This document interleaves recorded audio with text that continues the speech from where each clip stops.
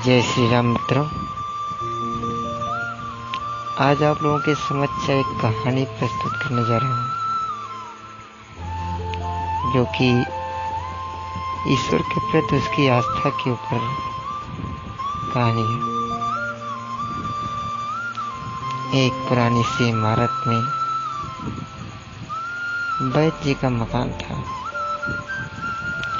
पिछले हिस्से में रहते थे और अगले हिस्से में दवाखाना खोल रखा था। उनकी पत्नी की आदत थी कि दवाखाना खोलने से पहले उस दिन के लिए आवश्यक सामान की एक चिट्ठी में लिख दिया करती थी और वैद्य जी को दे देती। वैद्य जी गद्दी पर बैठकर पहले भगवान का नाम लेते, फिर वह चिट्ठी खोलते। पत्नी ने जो बातें लिखी होती उनके भाव देखते, फिर उनका हिसाब करते, फिर परमात्मा से प्रार्थना करते कि हे भगवान, मैं केवल तेरे ही आदेश के अनुसार तेरी भक्ति छोड़कर यहाँ दुनियादारी के चक्कर में आ बैठा हूँ। वैद्य जी कभी अपने मुंह से किसी रोगी से फीस नहीं मांगते थे।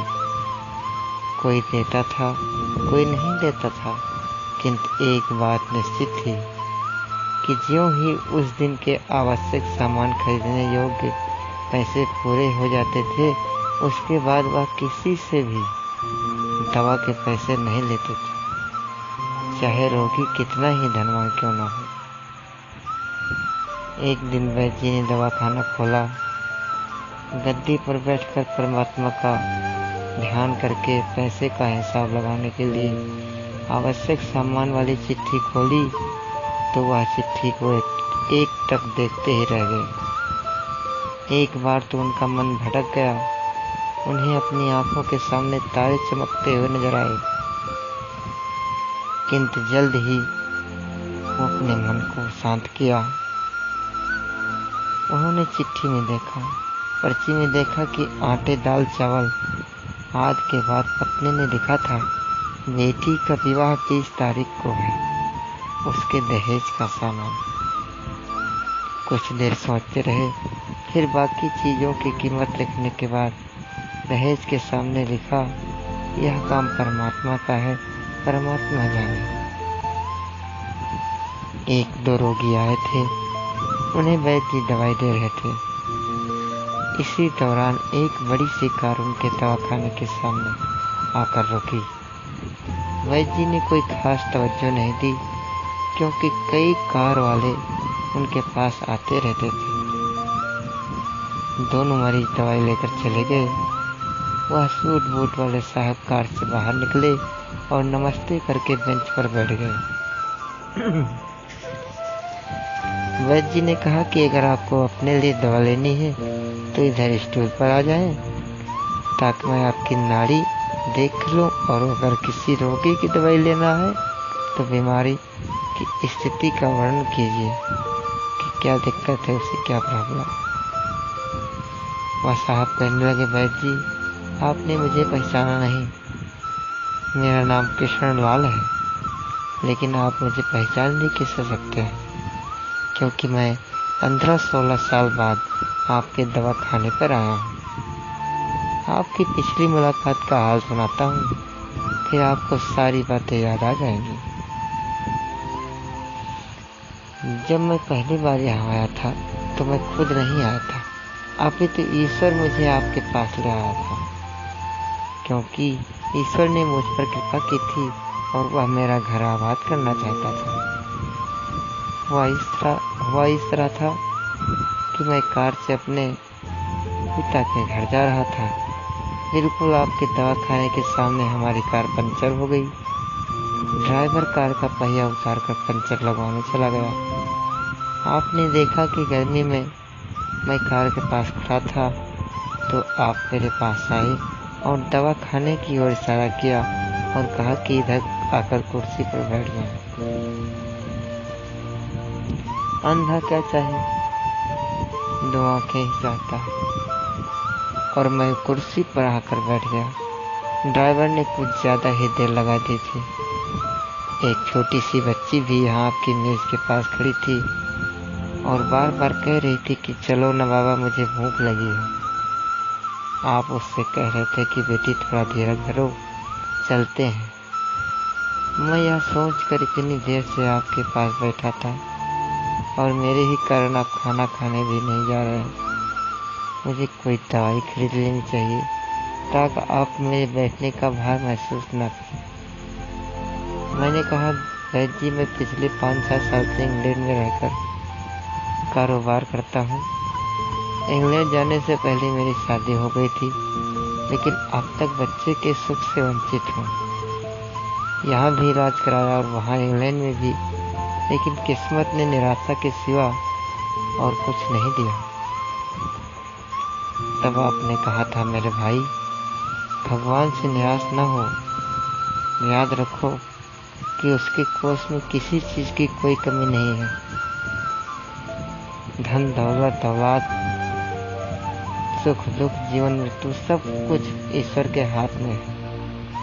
या किसी वैद्य या डॉक्टर के हाथ में नहीं होता और न ही किसी दवा में होता है। जो कुछ होना होता है वह सब भगवान के आदेश से होता है।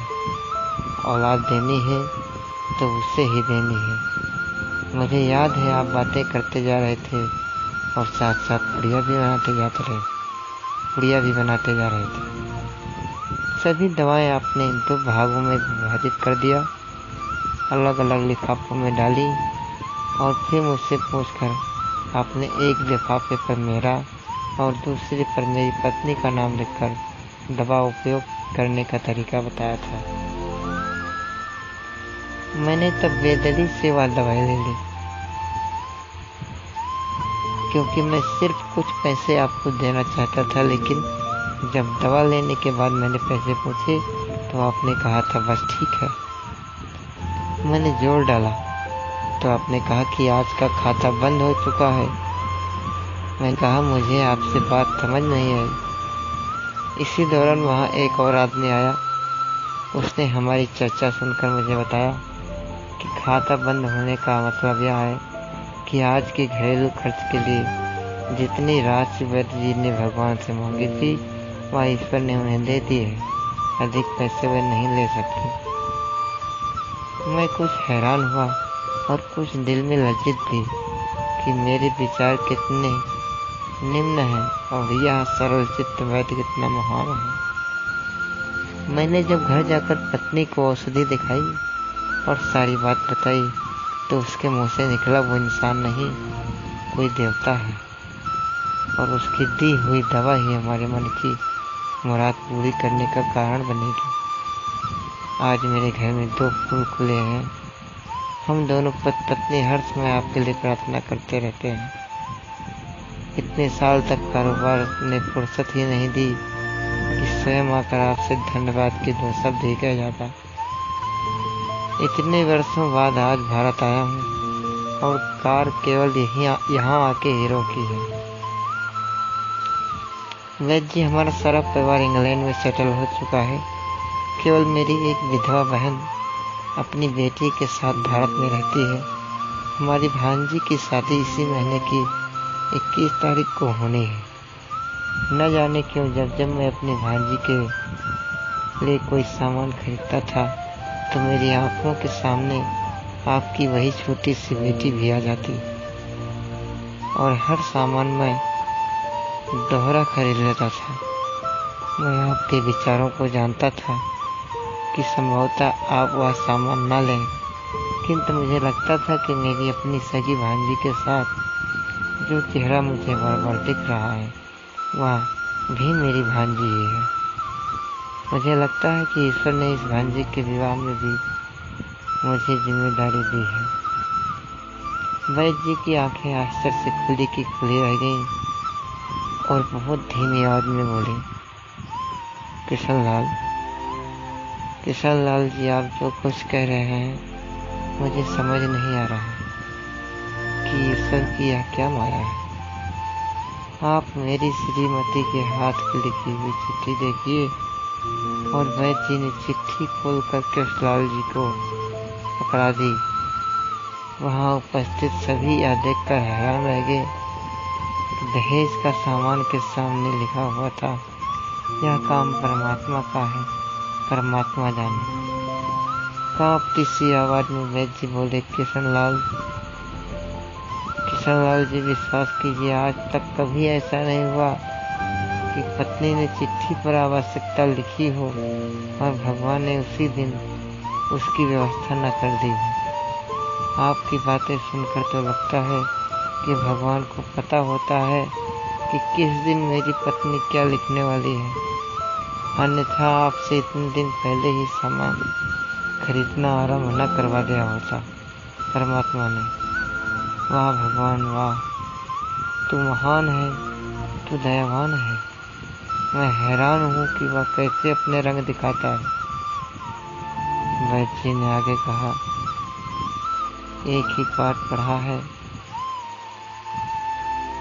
सुबह परमात्मा का आभार करो, शाम का अच्छा दिन गुजरने का आभार करो, खाते समय उसका आभार करो, सोते समय उसका आभार करो।